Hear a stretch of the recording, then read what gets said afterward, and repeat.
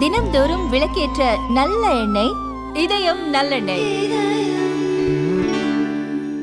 புதிதாக பொறுப்பேற்றுள்ள அரசு 12ஆம் தேதி திடீரென்று எந்தவிதமான முன்னறிவிப்பும் இல்லாமல் டாஸ்மாகில் செயல்படுகிற தொழிற்சங்கங்களை அழைத்து பேசாமல் திடீரென்று தமிழகம் முழுவதும் 717 டாஸ்மாக் கடைகளை மூடுவதாக முதலமைச்சர் உத்தரவு பிறப்பித்திருக்கிறார்.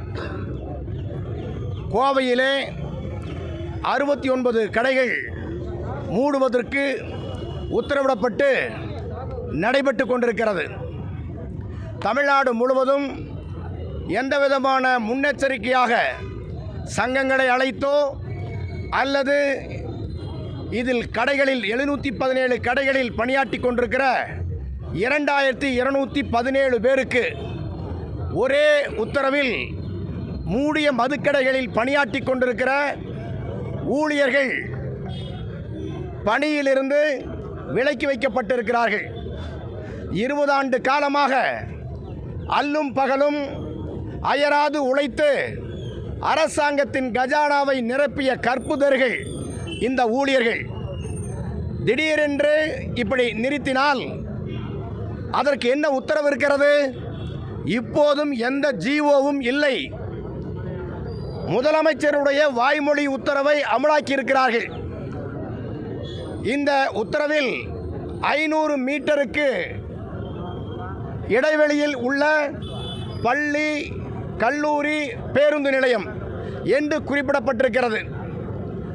வாதத்திற்கு வார்த்தைக்கு ஏற்றுக்கொண்டாலும் அதே இடைவெளியில் F2 மணமகள் மன்றம் தனியாருடைய மதுக்கூடங்கள் இன்றைக்கு முன்பை விட தீவிரமாக செயலாற்றி கொண்டிருக்கிறது. பொதுமக்களுக்கு ஏற்படுத்துகிற பாதிப்பு வெறும் டாஸ்மாக் கடை மட்டும்தான் ஏற்படுத்துமா, F2 மணமகள் மன்றம் ஏற்படுத்தாதா என்பதை முதல்வர் அவரிடத்திலே கேட்க விரும்புகிறோம். எனவே இப்போது எங்களுடைய கோரிக்கை மதுக்கடைகளை மூடுவதை எதிர்ப்பதல்ல. எங்களுடைய நோக்கம் 20 ஆண்டு காலமாக பணியாற்றி வந்திருக்கிற ஊழியர்களுக்கு மாற்று அரசு பணி வழங்க வேண்டும். டாஸ்மாக் பக்கத்து கடைகளில் மட்டுமல்ல, தகுதிக்கு, கல்வி தகுதிக்கு, அனுபவ தகுதிக்கு ஏற்ப அரசு வேலை வழங்கப்பட வேண்டும். அங்கு என்ன ஊதியம், என்ன சலுகைகள் இருக்கிறதோ அதை அப்படியே continuity service with government job என்ற முறையிலே இந்த அரசாங்கம் பரிசீலிக்கப்பட வேண்டும். தனியார் மதுக்கூடங்களை உடனடியாக மூட வேண்டும்.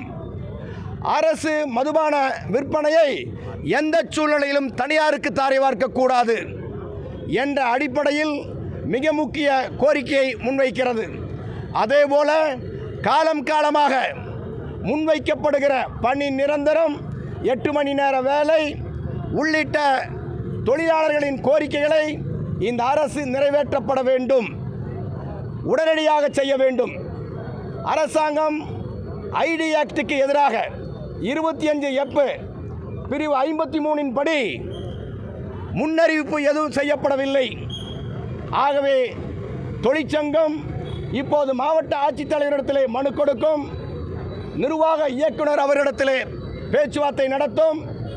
இல்லையேல் வழக்குக்கு போவோம். ஐடி ஆக்ட் 2K பிரிவின்படி 12(2) படி ஒரு வழக்குக்கு போவோம். ஏற்கனவே உச்சநீதிமன்றம் வரை தீர்ப்பு வழங்கியிருக்கிற பணி நிரந்தரம் என்பதை அமலாக்கப்பட வேண்டும் என்று நாங்கள் கேட்டுக்கொள்கிறோம்.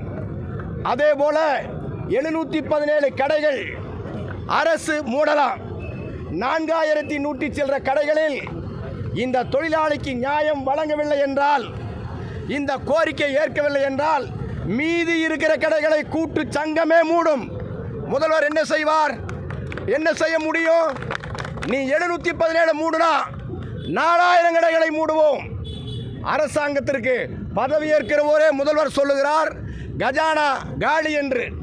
கஜானா எப்படி காலியாகும்?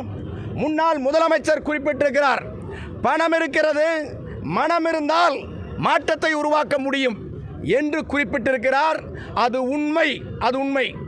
ஆகவே அரசு ஊழியர்களுக்கு 2% அகவிலைப்படி நேற்றைய தினம் அறிவித்திருக்கிறதை வரவேற்கிறோம். எங்கிருந்து பணம் வந்தது? ஆகவே டாஸ்மாக் ஊழியர்களுக்கு காலமுறை ஊதியம், 8 மணி நேர வேலை உள்ளிட்டதை புதிய அரசு துவக்கத்திலேயே அமுல்படுத்த வேண்டும் என்று டாஸ்மாகினுடைய கூட்டுக்குழு சார்பிலே இன்றைக்கு மனு கொடுப்பதன் மூலமாக தெரிவித்துக் கொள்கிறோம். தொலைக்காட்சி நண்பர்கள், பத்திரிகை ஊடகங்கள் முதலமைச்சருடைய கவனத்திற்கு, காவல்துறையுடைய கவனத்திற்கு உடனடியாக கொண்டு சென்று மாபெரும் போராட்டங்கள் இன்று நடக்கிறது. நாளைய தினம் அனைத்து கூட்டுக்குழுவினுடைய சார்பில் மாபெரும் போராட்டத்தை வேலையிழந்த தொழிலாளியின் கண்ணீர் துடைப்பதற்கு எந்த கொம்பன் வந்தாலும் எங்களுடைய போராட்ட வலிமையை தடுத்து நிறுத்த முடியாது என்பதை சுட்டிக்காட்டி தொழிலாளிகளை வேலையிழப்பிலிருந்து பாதுகாப்பதற்கு அரசு உடனடியாக நடவடிக்கை மேற்கொள்ள வேண்டும் என தொழிற்சங்க கூட்டுக்குழுவின் சார்பிலே வேண்டி விரும்பி கேட்டுக்கொள்கிறோம். வணக்கம்.